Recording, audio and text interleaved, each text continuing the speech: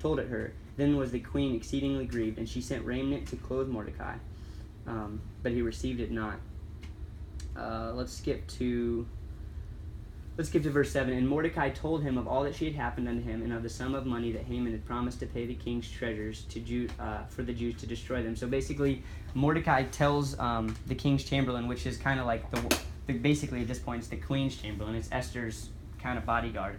Mordecai tells him what had happened because Esther didn't really know this decree and what had happened to her people at this point. So he tells her, and he says, also give him the copy of the writing of the decree that was at Shushan. So give Esther this document that says that all of the Jews can be killed and they can take all the money that they want.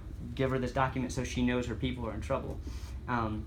Hatak, verse 9, it says, and Hatak came and told Esther the words of Mordecai. Again Esther spake unto Hatak and gave him commandment unto Mordecai. All the king's servants of the people of the king's provinces do know that whithersoever, whether man or woman, shall come into the king into the inner court, who is not called, there is one law of his to be put to death, except such to whom the king shall hold out the golden scepter that he may live. So everybody knows like the story. This is like one of the most famous stories. Esther was kind of scared because if she were to go into the king's palace at that point, she could die. I mean, then the whole process would have to restart again. But she was just so scared because nobody was allowed into the king unless the king called them, and Esther was not called to be in the king's gate. So she didn't know what to do. So she tells Mordecai tells her she needs to not be scared. In verse 13 she says, then Mordecai commanded to answer Esther, think not about thyself that thou shalt escape in the king's house more than all the Jews. So basically all the Jews are going to die and you're just going to be chilling in the king's house like safe. Like you need to do something. And in verse 14 it says, if thou together holdest thy peace at that time, then there shall their enlargement and deliverance arise to the Jews from another place. But thou and thy father's house shall be destroyed, and whom knoweth whither thou art come to this kingdom for such a time as this.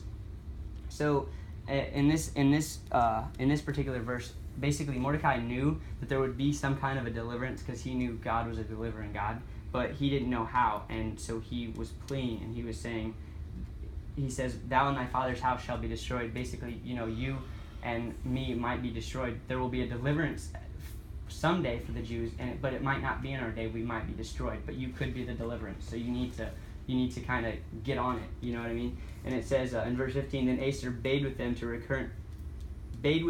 return Mordecai this answer, go together to get all the Jews that are present in Shushan, and fast ye for me, and neither eat nor drink 3 days, night or day. I also and my maidens will fast likewise, and so will I go unto the king, which is not according to the law. And if I perish, I perish. So, like that was scary at that point. I mean, it would be scary for anybody. If I perish, then I perish. That's basically, if I die, then I die, but I die for my people and I die for my God. So Mordecai went his way and did according to all that Esther had commanded him. So in chapter 5, I'm just going to, to save a little time, we're just going to give, an overview. She gets up the courage, and she goes into his room where he's at, because it's like a 30-day thing, like I said, and he holds out his golden scepter. And the only thing that she asked, she didn't feel like it was the right time to tell the king that her people was going to die. So he just said, let me hold a banquet for you and for Haman. So she wanted to get them together, and that right there just kind of built up Haman. He was like, there's another footstool, like, oh yeah, cool, the queen loves me, and so I'm gonna go and have dinner with her and her husband. So cool. So in chapter 6 it says, on that night could not the king sleep, and he commanded to bring the book of the records and of the chronicles that they were read before the king. So after that first feast that Esther had, she still didn't feel like it was the right time. So she was like, let me have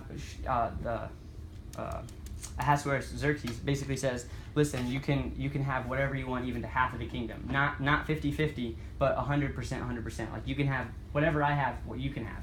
And she was like, okay, but let me just have another banquet for you, tomorrow. So during that night, then the king couldn't sleep. Again, it was God's inspiration that he couldn't sleep. So he goes in and he commanded to bring the records of his chronicles, that they were read before the king.